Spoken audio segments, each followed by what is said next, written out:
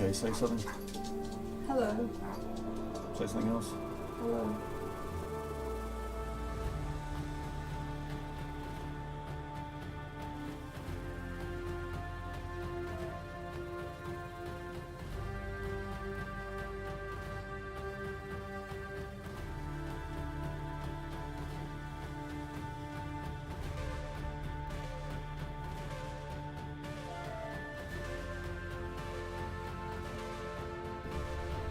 Know your independent game development.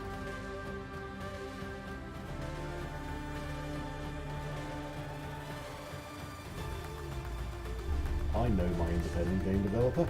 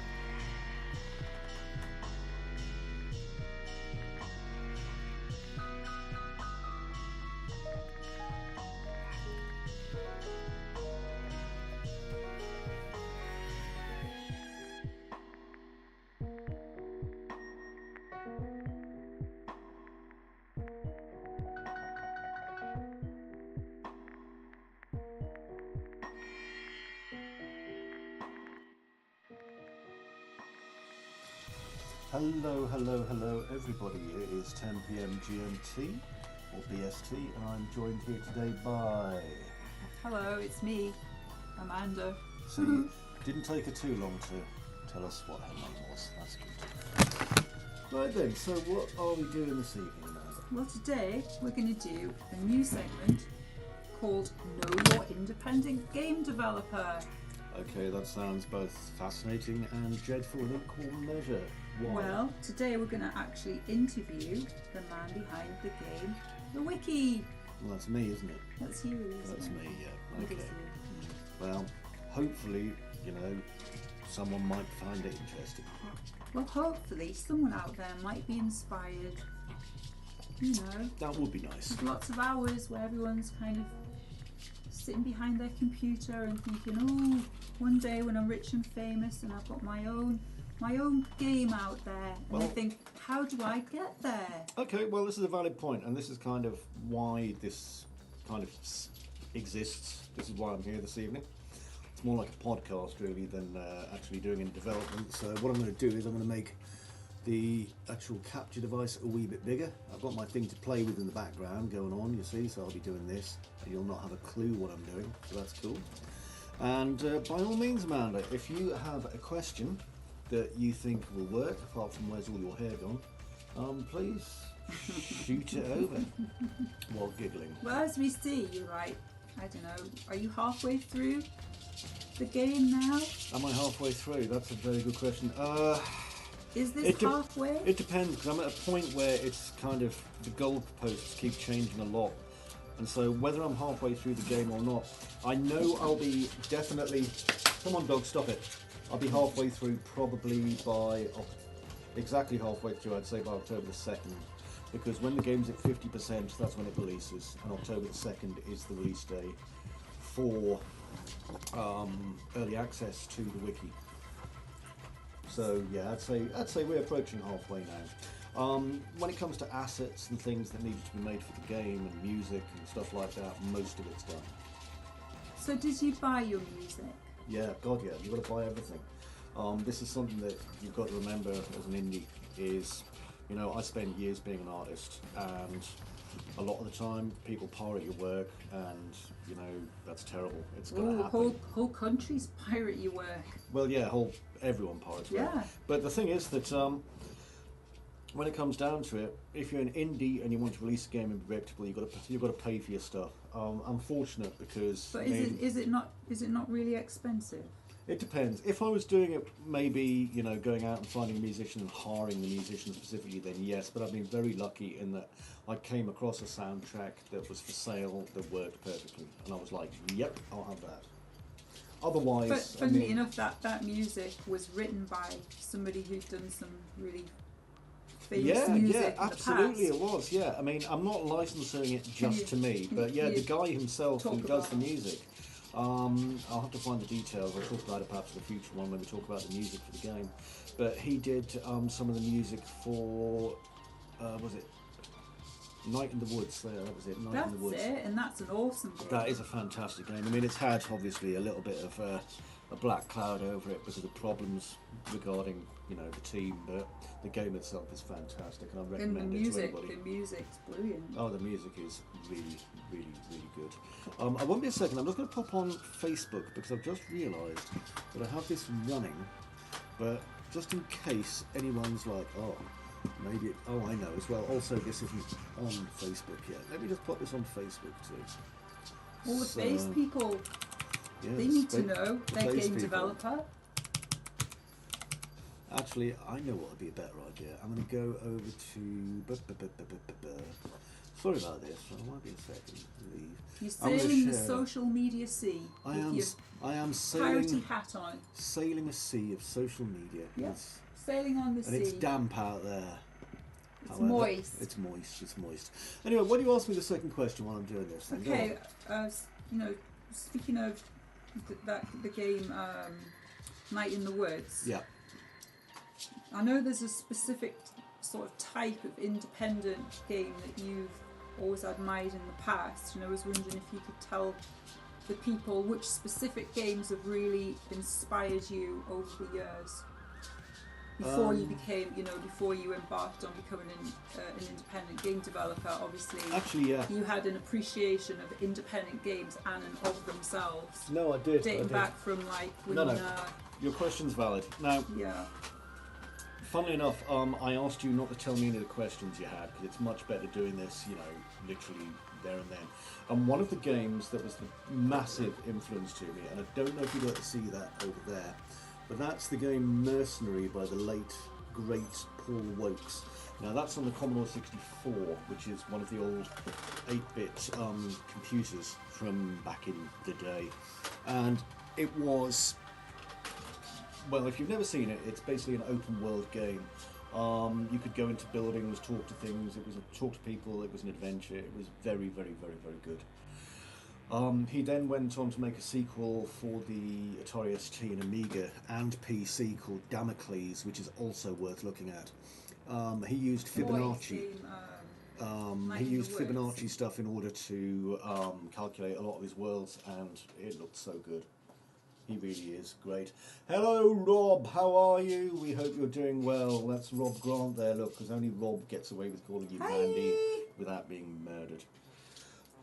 Yeah, so I would say as a primary, you've got Paul Wokes. Then you've got David Brabham and Ian Bell from Elite, because they were amazing. But then after that, I mean, all the people that pioneered FPS adventures.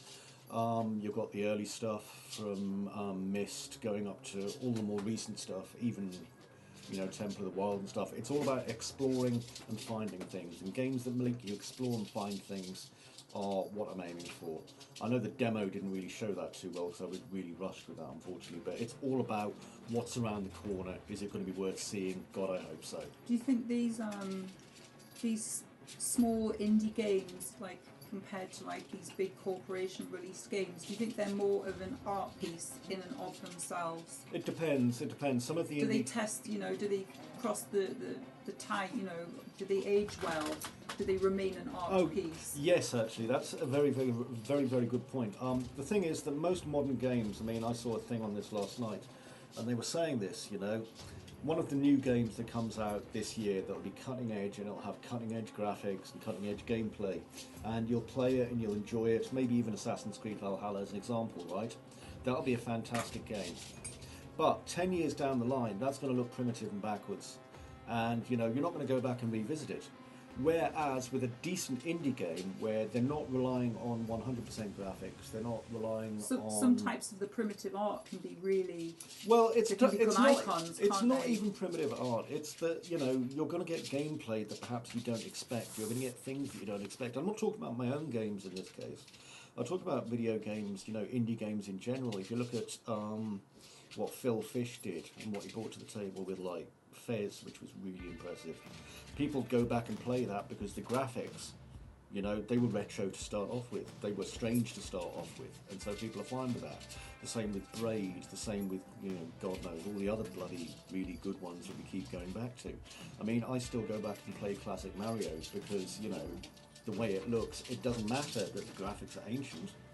What matters is that it's a really, really good game that holds up. So what you're saying is, with indie and mainstream games, I think mainstream games have the ability to be pop when they're released and like hold people's attention, which is what they're designed for. They're designed to be a bite of sweets or a bite of candy.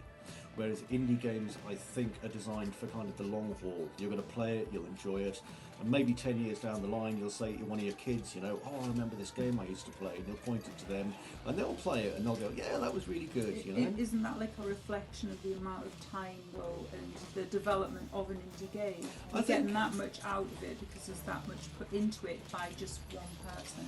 It's that, and it's also the fact that you're not bound by the fact that your game's going to be a AAA title that has to look brand new all the time, you know? Because, I mean, yes, the Wickie looks, you know, it's got nice graphics and stuff, but I think you're alluding to the fact that I'm using a kind of mixed style for my graphics, where I've got like 2D art and 3D art. And that's the thing, you'll be able to come back to this game in 10 years, and because, like, Spooky's House of Jump Scares, it's got that, you know? People don't mind playing Spooky's House of Jump Scares, even though the graphics are... Is there a specific reason you've used 2D character art style? There's for your main characters? There is two reasons, actually, but just one moment. Dogs! Dogs! This isn't an incest party. Go and do something. I think they beg to differ. Yeah, they probably do. I'm going to throw my pilot hat. There, don't play with that. Right. Right, the graphic style, there's two reasons, okay? And it does look quite sinister when you look at it. Oh. There is that I agree. overtone. I definitely agree. I don't know if I'll be able to show it on the thing, but if you're not sure what Amanda's talking about here, it's most characters in games that look like this, that are 3D, have very 3D characters. You know? I mean, the scenery is... Oh yeah, well, originally Captain Malin and the rest of them, they were all supposed to be, you know, 3D characters. I had 3D characters for them, but I'm not a 3D artist by trade. I'm a mechanical and hard surface guy. So I had the idea of, well, what about if I farmed out the work and made it 2D? Because originally it was going to be, it's a placeholder. This is a placeholder graphic. I think he looks a lot like Oliver Reed. He does look a lot like Ollie Reed. But you're asking why. It's because I can't do fantastic 3D characters. But I couldn't afford someone to do fantastic 3D characters either. But can't you buy them kind of off the shelf in Unreal Engine now? You can, but I'm not going to get exactly what I want. That's one. Two, this guy's going to, you know, do exactly what I want him to, which is to hold this pose forever, arms behind back. And three, I thought, well, if I'm looking at it from the character's perspective, there's going to be a very good reason why he's seeing them like this. In the real world, these guys, you know, in the game itself, these guys aren't 2D. This is just the way you're perceiving it. When they die, you know, if one of them dies, without, you know, spoiler tag, if one of them dies, well, you'll see. You've got to remember that it's an FPS game for a reason. Horror games are FPS games always for a reason. And in this case, this is an FPS game because you are the protagonist. You are Bill Fisher, you know, you are... So there is very prolific storyline running right Not through prolific, it. profound, yes. Profound, yes. Profound one, sorry. Yeah, but there is a backstory. The whole point of this is there's a backstory. Now, H.P. Lovecraft, who's obviously one of my literary kind of influences, He was very of the opinion that a good story should, at the end, rather than presenting kind of a punchline or whatever you want to call it, A conclusion. it should present a tableau. Yeah. So it should present a scene in your mind, and you're seeing it, and this has been the big kind of build up towards what you're getting.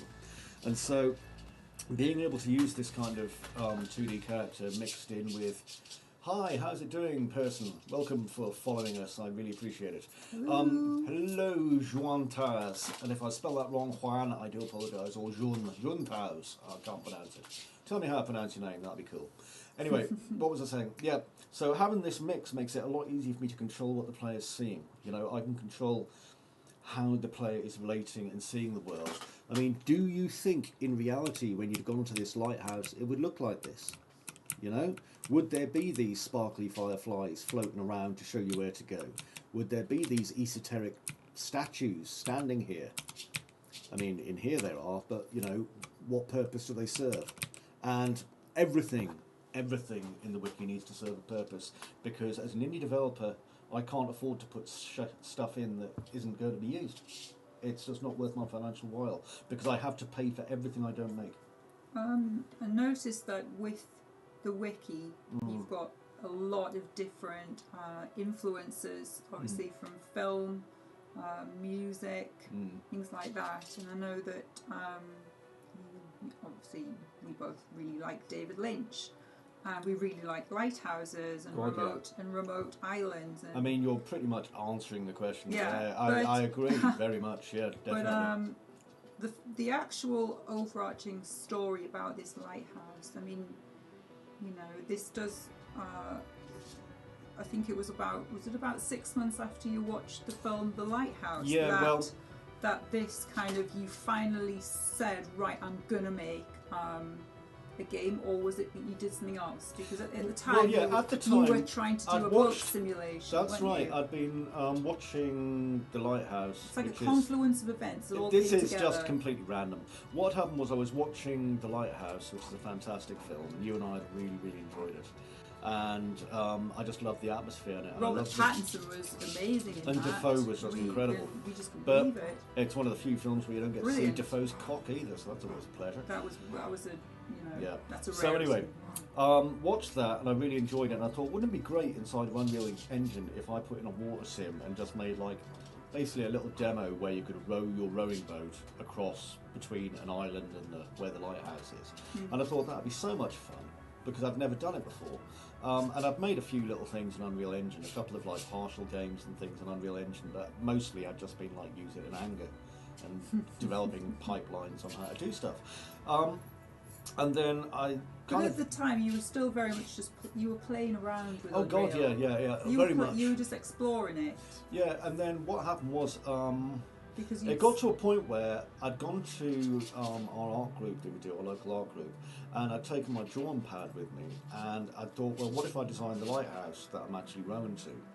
You know, so I drew it all out there, and I did it on a big piece of paper, and then I brought it back, and I did my first rough on this is what it should look like. And then I thought, well, wouldn't it be great then? I could make this into a game where you row to the lighthouse, and then once you're at the lighthouse, you have to be a lighthouse keeper, and if you don't do all the jobs in the lighthouse, then terrible Lovecraft things happen, and everyone like dies. You know, that was literally the simplicity of the plot. And then what happened was I told it to you, and you said, yeah, that's a great idea. And then you said, but wouldn't it make more sense if? And there was a conversation, literally, I shit you not, that lasted about 2 hours.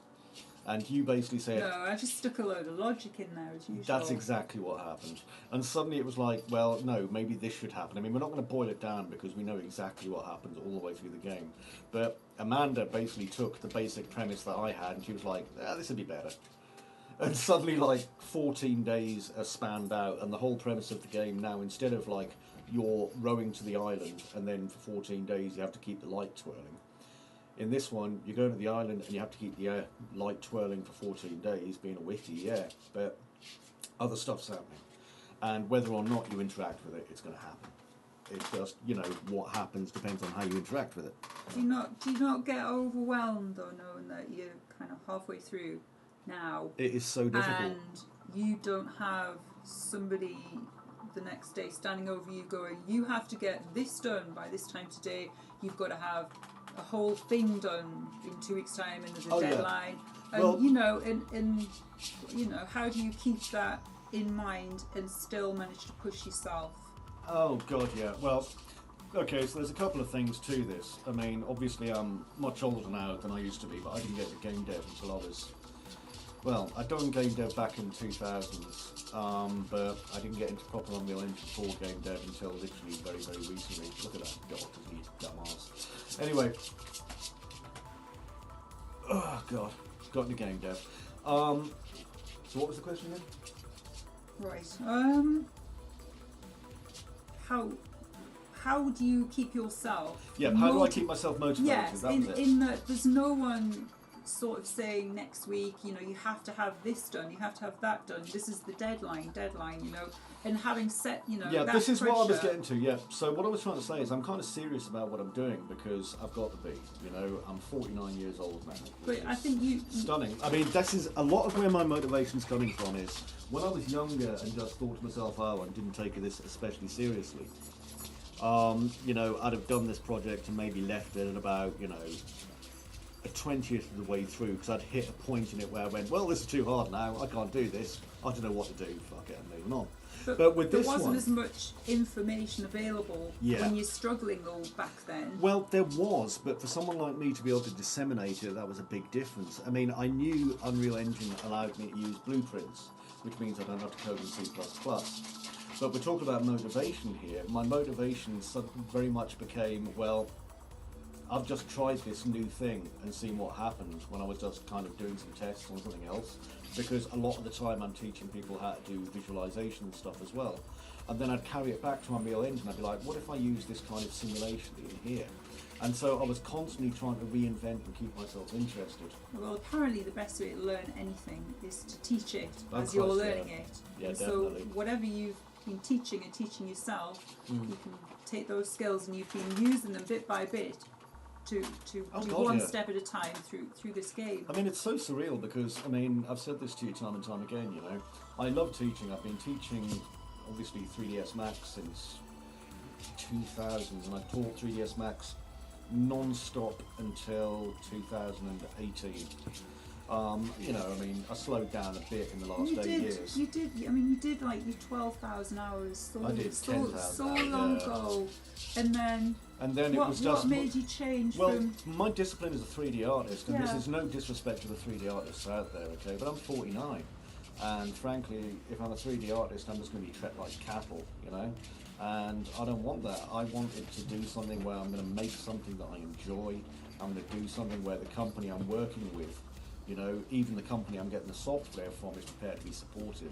Now, I don't think I'm going out on a limb here when I say, frankly, 3ds Max, you know, Autodesk is about as supportive as a gossamer sock, you know, I mean, frankly, or a jockstrap made entirely out of hope and lies. So, Autodesk, on the other hand,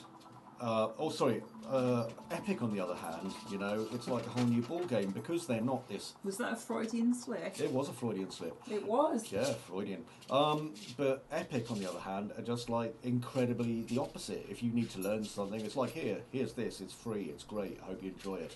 If there's a piece of software I'm enjoying using, like Quixel, Epic will go, oh, this is really useful, how about we buy it and give you it for free? It's like, are you really a software company? It seems strange. Their business model at first seems incredibly unlikely, and then it works. Cheers, Rob. I did introduce you to Gaunt, Commissar Gaunt. You're right there. And, well, I hope it is. I mean, I have been heavily influenced, actually, by the Warhammer 40,000 stories. Definitely. Because, you know, the grim dark and the kind of psych nature of things and Well, stuff. that all lives in your psychology, Oh, 24 God, hours yeah. a day, 7 days a week, so it's Although- got to influence you in some level. Interesting enough, there's one of the Gaunt's Ghosts books, which is like basically a haunted house one. It's one of the really good ones. I think it's about the 4th of the Gaunt's Ghosts ones, with Coup in it. And it is fantastic. Actually, it could be later than that, it could be about the 6th. But it is a fantastic book because they're able to manage to control the tension without making it over the top, because the tension inside the book is mostly driven by the stuff in people's heads. So they're avoiding combat and going for a very pure kind of definition of fear in a lot of this. Oh, it's such a clever, clever book. So, I think people out there would probably like to know what your hardware is when you know, to develop a game of this size. Okay, well, yeah, and how well, you know, it's going to run on other people's machines. Well, let me hold that a second, because Juan Taz, or however you pronounce matey, he says, so am I a solo developer or am I part of a bigger team / firm? Okay, well, those are good questions. Firstly, yes, I'm a solo developer, okay? All the game projects that I'm working on at the moment is, you know, my work, and everything I put together is mine. Not, obviously, I'm not blowing my own trumpet, which would be hilarious and rude, but a lot of the time I'm using a lot of stuff that's my own, but I'm using even more stuff that I buy. And that's simply because if I was a studio, you know, and it was me and 9 other 3D artists, then I'd say, artist 1, could you create this enormous amount of boxes, etc, etc, etc. Only in death, damn good film. But I don't have that, and so I'll look and I'll go, well, I need 15 large crates. And I can either spend 3 days modelling texture and get them ready, or I can go and spend $16 on the goddamn Epic store, and I've got as many crates as I need. So I am a solo developer, but I'm relying on other talented artists. And when you're doing that, you have to have a QA in your head. You have to be quality driven. You can't just take any assets. You have to make sure that they're the same quality. You have to make sure they fit in with your style. Don't just take anything. I know you have made some things yourself. Oh, you've done music and what I do as well is I also most of the time for the first pass models I'll build, you know, the lighthouse. I build the lighthouse keeper's house, all that kind of thing.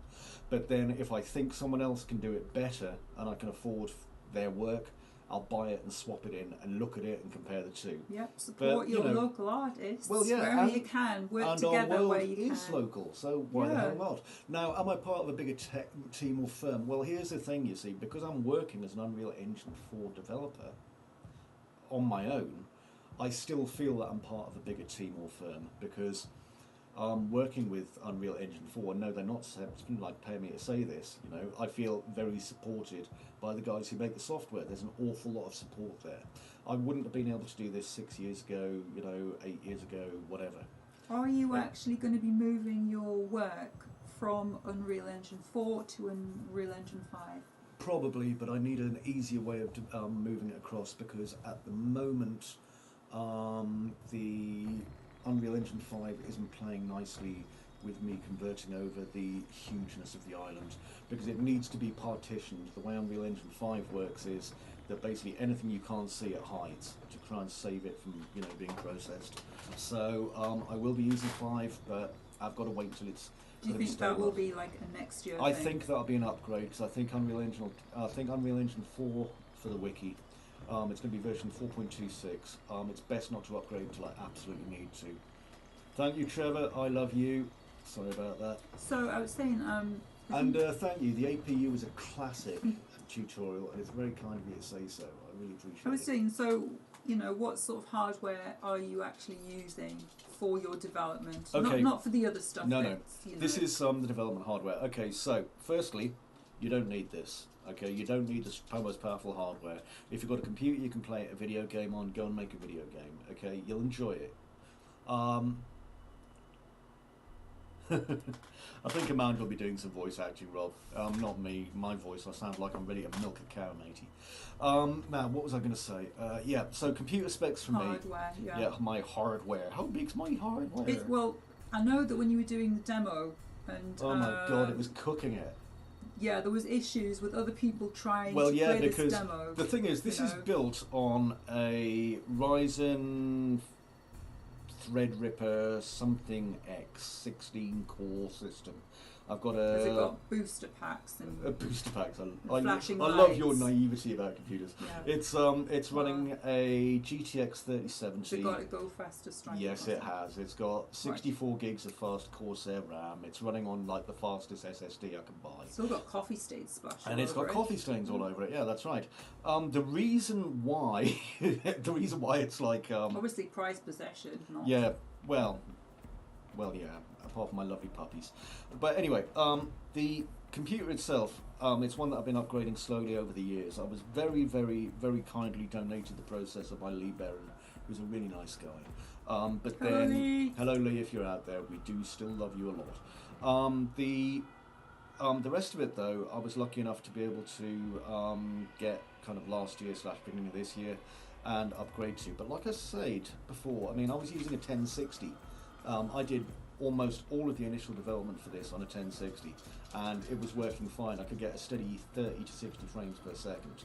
I spend a lot of time optimizing what I'm doing because I know that I want this to work on, you know, at least 10s, kind of a 980 possibly, or 1060 minimum. So, you know, I'm doing the best I can just to optimize it. For screens, I've got two 4K 50-inch screens. Each of them is divided into 4 segments, so I can have 8 monitors at once. That's just so I can have enough information, because when you're working on your own, you need to be able to take notes, you need to be able to have all your browser screens for like the assets, all of that kind of thing. I sometimes broadcast with all 4 screens on one monitor. I don't broadcast with both screens because it made my head explode. I think it's just because you liked watching 80s films where they had like Christ, full yeah. screens, and it's like, oh, that's the future, and now everyone's To be got honest, one it's big screen. it's just surprisingly useful. It's surprisingly useful. Oh, PG-13, yeah. Not them puppies, Rob, you poor hort. Okay, so roughly, you know, from when you first decided you were going to do this, obviously, you know, you're still plodding along. Yeah. And it's like, By the way, I don't know if anyone's in Facebook or not, okay? So if there's anyone in Facebook watching this, I can't see any messages that are happening in there, so I do apologise. You can send me a message and I will kind of go, hello my lovelies, and reply to you. And so I'll tell Zap how gorgeous he is because his music's great. his all that kind of music's thing. awesome. And I'll His- say hello you should Wayne, because drop Wayne in always for- says hello yeah. to me, and you know, Drop it'll be in for lovely. one of Zap's music evenings. So questions? Yeah, I was, hang on, where are we? Yeah. So, how many hours roughly Oh Christ. do you think, you know, even if you put it in terms of weeks, or how many hours have you sort of put into where you are now, which Oh is my like goodness. nearly halfway through? So, you know, I started work on this, what, a year, no, and do you 9 months ago. do you do binge working and then have I am. fallow periods, or do you regimen your day and Well, do I set try. hours? I How try- do you manage? I try very hard not to have fallow periods, you know. Because obviously you're your own because boss, I'm you can working for set myself, yeah. your own hours. If I'm really busy doing things that aren't to do with game dev, you know, if I've been working really hard and I'm using Unreal Engine but it's not related to this, then you are very handsome, Rob. Then I will, you know, probably not work on the game dev in the same day because it's tiring when you do a lot of like stuff inside of UE. Rob looks like Ryan Reynolds. Yeah, maybe. Yeah, I Handsome remember Rob. that. Yeah, Rob, you look like Ryan Reynolds. Looks like a goddamn Astartes. He's about 9 feet tall, isn't he? No, but He does looks look. like He one of looks a those li- newer Astartes. Yeah, every time I've seen Ryan Reynolds, I'm like, oh, there's Rob. And Chris is like, oh yeah, he does look like Does look a him. bit like Yeah. Rob. Now, what was... a See, question? Rob, you're in the wrong job. You should have been an actor. There you go, you see. So what's the next question? Yeah, so we're on about how many hours, you know. Right, so and, how many and how hours? You, and how Christ. you. Okay, so in hours, it'd be hard to say. I put in about 19 months so far. For how many hours then? Christ, I don't know. Few thousand.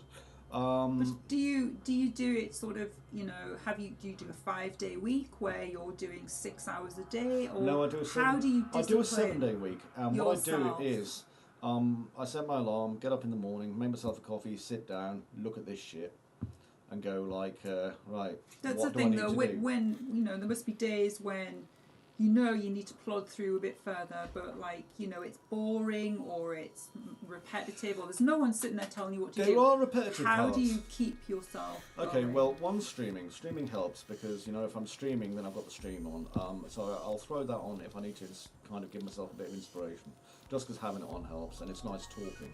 People often think I'm talking to them, but I'm kind of more talking to myself and using that as an excuse. I think it's that you've got the universe keeping an eye on you, Yeah, telling exactly. you to keep They're going. watching me and making sure I behave. Yeah. But on top of that, I've also got, you know, all sorts of other inspirations. It's like I want this finished because I want to play the game. It's a game I made because I specifically want it.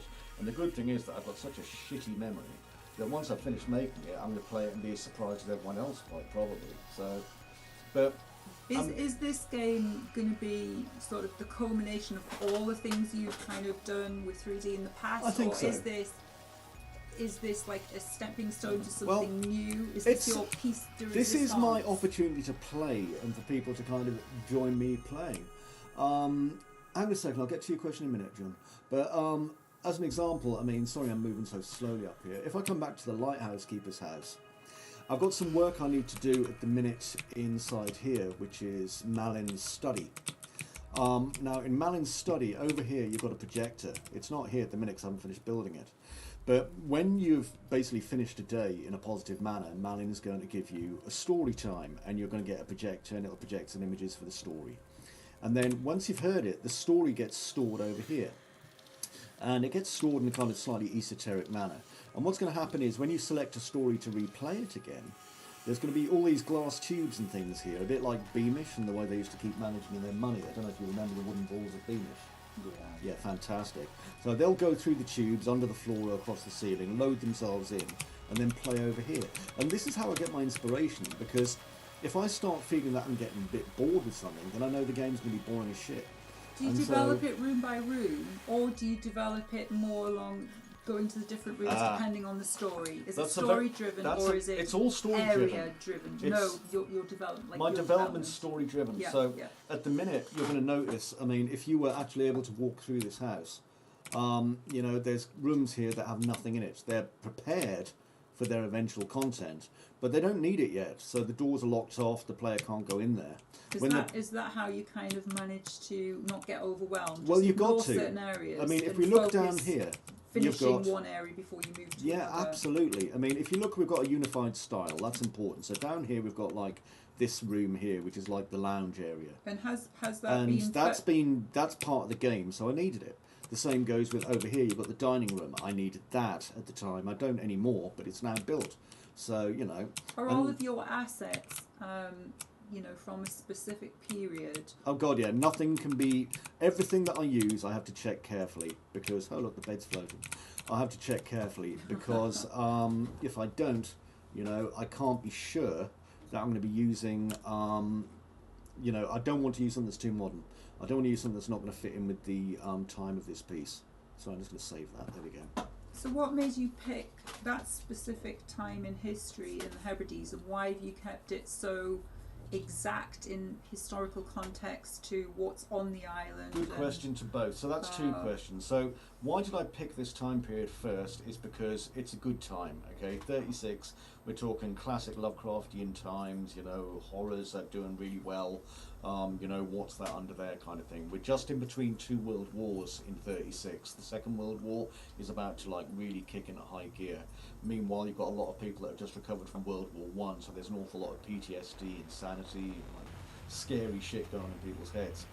We then couple that with the fact that, like, because there's another war coming, and you know the evil Nazis were a little bit spooky and a bit kind of. The world wars in and of themselves have inspired some absolutely magnificent art and artists like David Lynch, and a lot of the horrors come from that period of time, don't they? Definitely. But I mean, to answer your question regarding initially why 1936. Well, another important thing of 1936 is there's no mobile phones, there's no internet. Yes. So, you know, it makes it a lot easier. You'll notice most films coming out nowadays find a way to stop mobile phones working if they kind of have to. Yeah. And then we kind of add to that, sorry, I'm just going to check this. Oh, there's Matty Laidlaw. Shugs, thanks, made tutorials. Yeah, bless you. I can see you in there, Matty. Hello, Mr. Laidlaw. Right, anyway, what was I saying? Yeah, so I have to keep it obviously in 1936, but by keeping it there I know that I can apply certain rules that are going to make sense, so people going mad, things like that. Now Juantaz, or however I pronounce your name, I'm so sorry, do I decide what to make, develop and how to keep track of my projects? How do I rather? Well, it's all down to the storyboard. If I didn't have a storyboard, this would have ended a long time ago. Because I developed a storyboard, I was then able to go into Trello and break each part of the story down into sections, okay? Juan Juntao, excellent, thank you Juntao. So I was able to break down the story into individual parts in Trello, and then inside of Trello what I do is I work out the routes that the player is going to be going through the map and which parts they're going to be able to get to, because even though the world is open world like GTA 4, I've got parts of it closed off. After that, I could then decide what needs to be made. Like the very first thing that was made wasn't the island; it was the bit that the island stands on. Not the a lighthouse; it was the bit that the lighthouse stands on, rather, which is like the big concrete supports. And then when I started building the lighthouse on top of that, I thought, well, you know, what's the island going to look like? And then the design had to come in for the island, and the island turned out it needed to be bigger than it originally was. And so, what's it going to be based on? And that's how I eventually came to choose the Hebrides, because the Hebrides had these beautiful, big, desolate islands with nice high ranges on them that were very suitable for lighthouses. Yeah, yeah. And you've kept close to the historical You have period to. and That's right. the history of Well, the you Hebrides. wanted to know why that was. There's no trees there, for example. No, there's no trees. There's And, hardly ever you trees know, in the West Hebrides. However, there are things there that obviously, you know, wouldn't be there as well. So you know that there is. Well, might not be there. We don't know that for sure. I mean, you know, there could be ghosts and What about pirate ships and shit. You know? a ghost tree, perhaps? There could be a ghost tree. Yeah. Well, actually, no. There is one tree on the island that I put there. There is after a you. tree. Oh yeah, after you and I had this conversation. So here you go. You see it first on this stream, and there it is down there. It's dead. Oh, it's like a Charlie Brown twig. It's a Charlie Brown Merry twig, and it's got Christmas, scary Charlie fingers going I up love in the it. sky. Isn't it horrible? I love it. That's beautiful. And that's down here near Malin's Herb Garden, which has been being built And recently. that's new. Well, Malin's Herb Garden came about because we've got this big open expanse here next to here. And of course, if we're talking about 1936, we were getting to the point of it's all about self-sufficiency, you know, making sure that you can grow your own food and stuff. Lighthouse keepers would be doing that anyway, so we put that in. As to why I try and keep things as accurate as possible, the internet's a big, horrible place, okay? And everything I get wrong is another excuse for someone to shout at me, you got it wrong. So Right, okay. I like trying to get things right. It's good homework, it's fun. You should enjoy it. Okay, so what would be your advice if somebody, you know, is doing this and then they realise, you know, I have to learn something new to get Then further do it. along? You know, because it is a process, isn't it? Oh god, yeah. If you want to do this, do this. Okay, the only person stopping you from doing game development, if you enjoy it, is yourself. The first time you do this, and I can honestly say this with my hand on my heart, okay, the first time you do this, you're probably going to suck balls. However, you know, just keep doing it. This keep isn't doing your it. first God, game, no. is it? The first 3D game that I produced was in 1999, and I produced a multiplayer game called Elite Tournament, just to see if I could get 64 people playing online at once, and it looked a mess, but, you know, it was fun, and it was part of the process. A few years after that, I did something else, and, you know, you just basically do things, and if you enjoy it, you learn some more. And if you enjoy that, you learn some more. So, would you say it's because of, you know, the availability and, you know, the fact that Unreal Engine is much more intuitive to use to make games that you actually made the game? It helps because I'm a visual person. Because I'm a 3D artist. I started as a 3D artist. I find it's essential for something to be visual. I find it's essential for me to be able to work with things and feel like I'm making stuff. Was this anything to do with, you know, when you were younger, you wanted to be an architect, and you were told, oh, you can't be an architect. Yeah. And now you're visualizing and creating not just, you know, houses and buildings, but you're creating like whole worlds. Yeah. It could be. You know, you are teaching architects. It could be a touch of frustration because I did want to be an architect, but at the same time, I mean. Do you think you fall into this, or it's been a subconscious, you know, push when the tools have become available? You've been drawn to them. I'll tell you what I think. To be an architect. I think I've been lucky. I think that's what this is. I think it's luck as much as anything. I've been very, very lucky that because I'd wanted to jump on board of.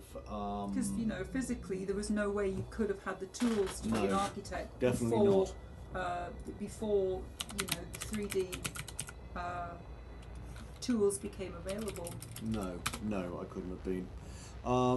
But now, obviously, I can. Now, to answer your question, Juan Tao, so I don't use that, I use this, okay? So, this is the Trello. I'll just pop it back over here again so you don't get any clues off it. They're really useful. Yeah, I use Trello.com because I use their free boards. And, well, yeah, I built the story, but the story was built first. This is the thing, so I built the story up.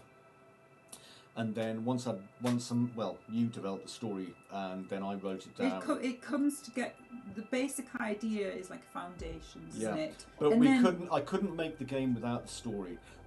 Because I've got an overriding story that covers all 14 Yeah, days. a I know basic I know story exactly what it is I need to with build and why. a start, a middle, and an end. Yeah, you need those things without a shadow of a doubt. I'm very fortunate because obviously I do have that start, beginning, and end. And as well as that, I can build sub-stories off that now. I'm not kind of hedged in by not knowing what's going to happen. It is quite formulaic, though. If you have a story, Oh, you've got to. and then you have, you know, an idea of your setting, Definitely. and then your characters. Hello, new viewers. I hope you're doing well, by the way. How are you? And then you put them together, don't you? Oh, absolutely you do. Absolutely you do. So, you got another question? Do you think it's getting easier to make indie games now than it was, you know, back in the sort of back in the day. Back in the days. The day that they talk about. You know, but now it seems that the competition is huge. It's corporations. It's massive corporations. There isn't any competition. The only that is technically your. I don't have any competition. You know, really. no, the person with the 15. It's not £15 now, is it? It's shows you how $1 old I million, am. yeah. No, I mean, like, if you've got £50 for a video game in your hand, what's going to make someone go, oh, you know, I'm going to buy the Wickie? You see, that's the thing. Over, that's the thing. Okay, game if it's 5 million. If it's the Wickie versus GTA 6, I'm not going to win. If it's the Wickie versus Red Dead 3, I'm not going to win. No matter what I do, I'm not going to get the $50 off that first person. However, if you develop, an indie game that's fun and playable, then once they've finished playing that and they've got to the end of it and they go, God, I had a great time playing on that video game. I hope there's something else out there for me to play. Then they're going to come knocking. And so we don't want to look at the big video game developers in any way as our competition, because they're not. What they are is they're people who are keeping, the mass popularity alive, because it takes a long time to develop a game. And then later us indie game developers are producing something, and hopefully that something's going nicely in between the gaps between these enormous, great big titles that are using 600 to 1,000 talented artists. Yeah. We're supplying something that you could never produce if you were working with a big publisher either. I mean, who the hell in their right mind is going to produce a video game about a weird lighthouse in 1936? Horror games are normally poison to the video game industry, although not for the past 2 years for some reason. And independent ideas and new IPs they don't like either. So us indies are able to kind of test the water in a way for the big companies and do their scary stuff, while they produce the same old shit that people love that I'll play quite happily. So I don't think there's a competition. I think what there is an importance in working out where you fit in. Yeah. As an indie developer, you've got to be realistic. You've got to say to yourself, I've got to work hard so that people see this. I mean, do you need to go to university? Do you need that discipline and those big qualifications? University's good, okay? If you like university and you want to go to university, you're going to go to university anyway. But if you're going to go to university anyway, do something you enjoy, okay? It could be, if you go to university to be a game developer, you're going to come out of it and go, well, this is my job. And, it's going to be like working in a bank for you. You're going to be handling the money, you're going to be touching the money, you're going to be giving people the money, you're not going to be keeping the money. And I'm not saying that in that you're not going to make money. What I'm saying is that it's not your baby. You don't give a shit about it. Whereas if you're developing something for yourself, you are going to care about it. Yeah, you're not hiding behind lots of names and lots of different people and passing the buck about things. It's not even hiding it and passing the buck. It's all yours. But it is all yours, definitely. And I think an important thing about this is... Does it not make you feel a bit vulnerable? To a degree, but I'm also a lot more secure though. Because you're in every item in that place. Really, it's all you. Yeah, I know. It's only you answering for it. So I suppose that's a valid point. It's an external. I think the hardest part for me is putting stuff out there, isn't it? The hardest part for me is putting things out there so that people can see it definitely, and I think that this is what I made. The hardest part for me was putting out that demo. Yeah. Do you need a big ego for this? I mean, do you need to be hardened? Because there's going to be criticism. No, surely. what you need is to not be a dickhead.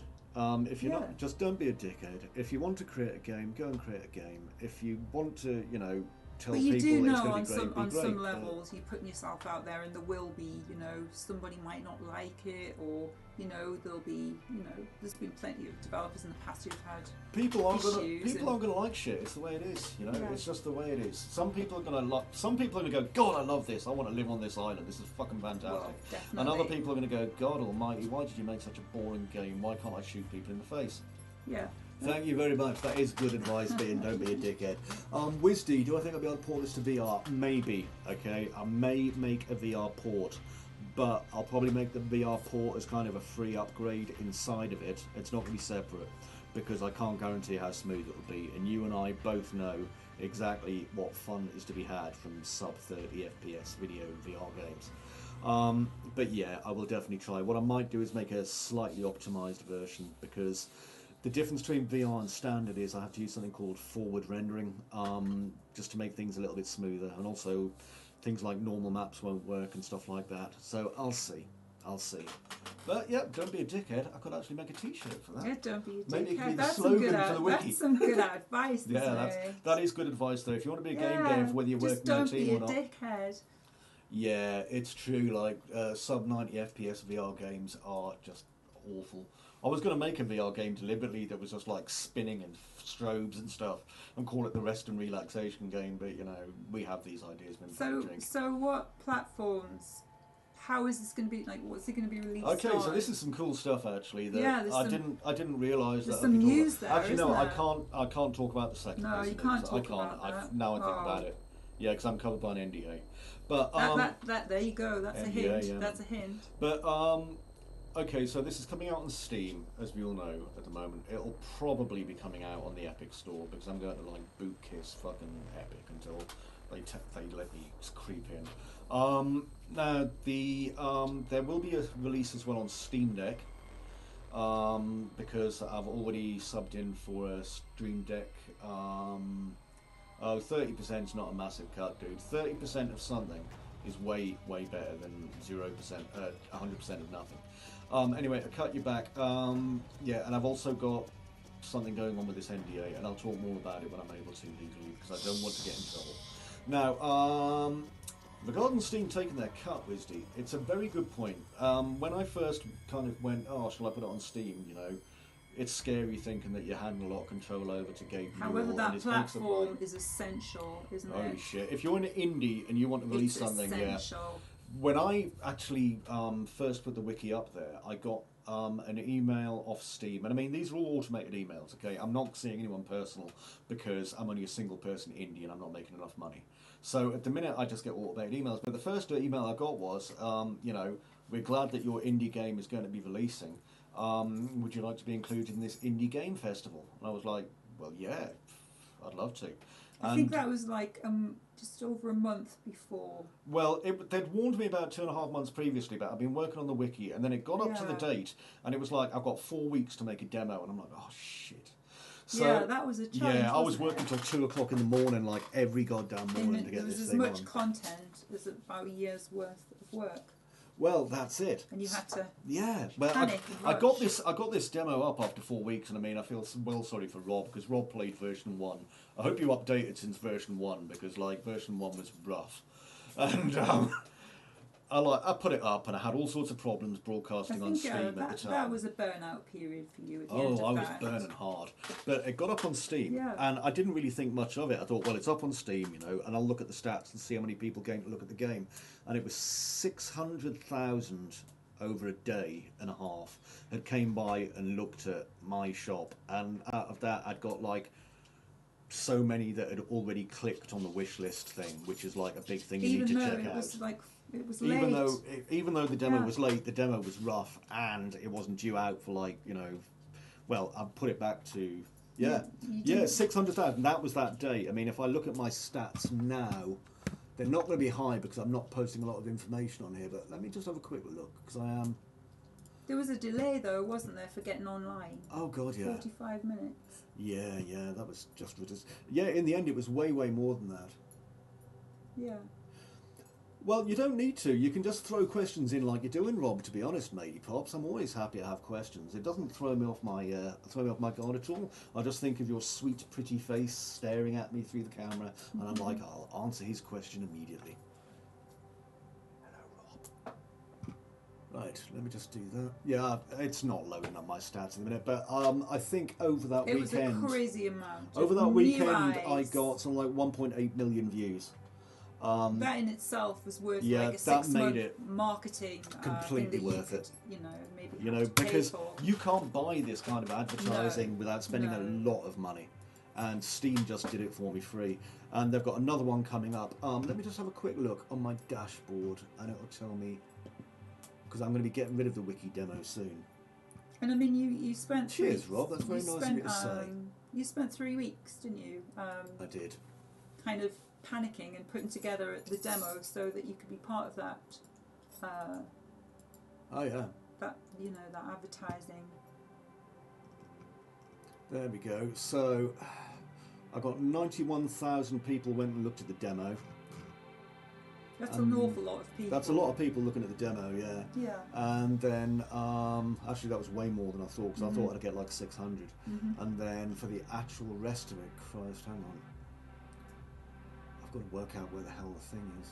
I can never remember. So that was worth the 3 weeks of blood, Oh sweat my and tears, God, it wasn't was. it? It was so But that worth was it. one of your more challenging periods, wasn't it? Yes. In terms of stress, you were stressed for that. Oh yeah, absolutely. I mean, here we are. Here's the traffic breakdown. So let me see. Blah. It's been a while now. Wow. Yeah, 403,000. Nice. I mean, look at this So it's- massive peak there. Yeah. Well, the massive peak is obviously at the game dev thing. When the demo came out, and when your game actually comes out, Steam will give you 4 front page rotations. So your game's on the front page of Steam over 4 days, so it gets seen. So I mean, it's worth it for the $100 you've got to pay. I could not afford to be front paged on Steam otherwise. I mean, that's amazing. Right, any other questions? Because, we're getting on a bit now. What are we doing? Where are we at? How many minutes have we been? Oh, Christ, an hour. We're nearly at 1 hour. That's amazing. Pretty cool. So maybe, Oh, I've got an itchy foot. next time we can do some more questions and maybe ask Well, viewers to send in some questions. We can certainly talk Send about, some the state questions of game in, dev. and maybe Chris can answer them. Yeah, about wearing socks on his head. Well, it's better than But putting on my like, feet. there's probably lots of people out there who, really they could do a game all by themselves. There's going to be And lots of people out there who are surprised that I actually know a woman. So, there is help out there, and I'm sure Chris can give you advice. Oh goodness, yeah, and I think hopefully you'll come in and join us for this, because it's nice watching you on your journey, isn't it, Chris? It's been an exciting journey, and to be honest, without sounding soppy, I wouldn't have been able to do this journey if I hadn't had Amanda helping me. You've been like really encouraging over this, and I think it's going to come out best for it. So it's important to make sure that you get the encouragement. I think as a game developer, people can have their 3D game baby, and I think so. learn what it's like to have a baby all of your own. Well, yeah, but without I think that everywhere the and... labour pains of this are probably just as justifiable as No, my, they're not. You my know that. labour pains. You've had 5 babies, so I think you know exactly how painful babies are. I'm not even going I to think pretend. you'd probably just be as upset if someone snatched your baby from you. Oh my goodness! If I they think the snatched water. a baby. I think the water's gone too high, look. That's quite funny. Wow. I love that. I do like having the water But on. yeah, I think send in some questions. Anyone who's got any questions. That's a good idea. Okay, well, my lovelies, I'm going to say goodbye to everyone in the channel who's Remember, watching. guys, what is art? Who knows? What is art? We What don't is know. art? No one knows what art is. It's a mystery. Anyway, take it easy, my lovelies. To you, Rob, and to you, Wisdy, and to the lovely Juan Tao, and anyone else who's watching, including the very sexy Bertie, and Matthew Laidlaw, and Terry Allen, who isn't watching, but his face just appeared, and I think he's got a great name. Good old Terry Allen. Okay, so next time it'll be meet your game developer. It will, and you'll meet me Asking again. questions.